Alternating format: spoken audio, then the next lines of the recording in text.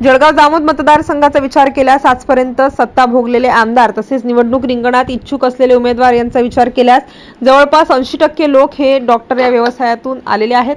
भारतीय राष्ट्रीय काँग्रेसचे माजी आमदार डॉक्टर श्रद्धाताई टापरे, पदवीधर मतदारसंघातील माजी आमदार तथा राज्यमंत्री डॉक्टर रणजित पाटील, माजी कॅबिनेट मंत्री तथा विद्यमान आमदार सतत 4 वेळा डॉक्टर संजय कुटे, राजकारणात मोठ्या पदासाठी इच्छुक असणारे भाजपाचे सोनाळा येथील डॉक्टर वासुदेवराव गावंडे, भारतीय राष्ट्रीय काँग्रेसचे डॉक्टर शंकर दलाल, भाजपाचे डॉक्टर किशोर केला, भारतीय राष्ट्रीय काँग्रेसचे डॉक्टर प्रभाकर टापरे, डॉक्टर अजित जाधव आणि आता आमदारकीची निवडणूक लढण्यासाठी इच्छुक असणारे डॉक्टर स्वातीताई Wakekar, doctor Pravin Patil, doctor Satish Shirekhar, doctor Sandeep Wakekar, doctor Aslam Khan हे सर्व व्यक्ती व्यवसायाने डॉक्टर आहेत। याचा अर्थ डॉक्टर व्यवसायातून अधिक पैसा मिळत असल्याने 10 वर्षातच संबंधित डॉक्टर हे निवडणूक रिंगणात उतरून राजकीय जीवनाला सुरुवात करत असल्याचे दिसून येत आहे। तर दुसरीकडे वैद्यकीय व्यवसायात रुग्णांची सेवा करताना जनसामान्यांची सुद्धा सेवा करण्याची संधी मिळावी यासाठी सुद्धा पेशाने व्यावसायिक डॉक्टर असणारे अनेक जण निवडणूक रिंगणात उतरू पाहत असल्याचे जाणवते।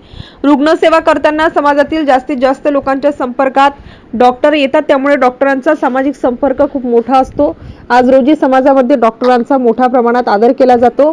लोकसंपर्क आणि समाजातील आदराची वागणूक पाहता कदाचित या बाबी सुद्धा डॉक्टरांना राजकारणाकडे ओढत असाव्या असे वाटते। परंतु सद्यस्थितीत कोणतीही निवडणूक लढणे सर्वसामान्य माणसाच्या आवाक्याबाहेरचे आहे। त्यामुळे सामान्य माणूस राजकारणात सक्रिय असला तरीही निवडणूक लढणे हे त्यांच्यासाठी एक दिव्य स्वप्नच आहे। साध्या ग्रामपंचायत निवडणुकीचा खर्च करणे सुद्धा सर्वसामान्य माणसाला सोपे नसल्याची चर्चा ग्रामीण भागात होताना दिसते। यावरून आमदारकीच्या निवडणुकीसाठी येणाऱ्या खर्चाची तर गणतीच करता येत नाही। तरीही जी व्यक्ती आमदारकीची निवडणूक लढत असेल त्याच्याकडे भरपूर पैसा असेलच असा अंदाज सर्वच जण लावतात आणि ते आजच्या घडीला खरेही आहे।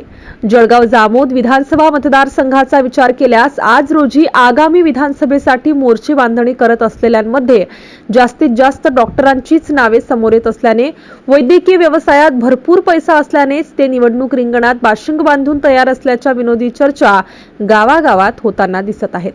तर जळगाव जामोद मतदारसंघात मागील 20 वर्षांपासून निवडून येत असलेले विद्यमान आमदार संजय कुटे हे सुद्धा एक डॉक्टरच आहेत।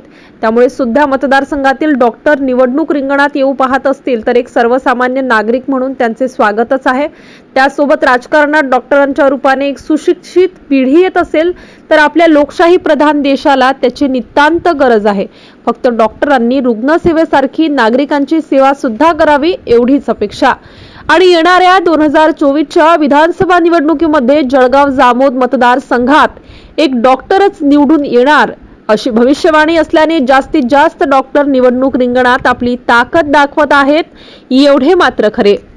MCN न्यूज मराठी करिता संपादक राजीव वाढे, जळगाव।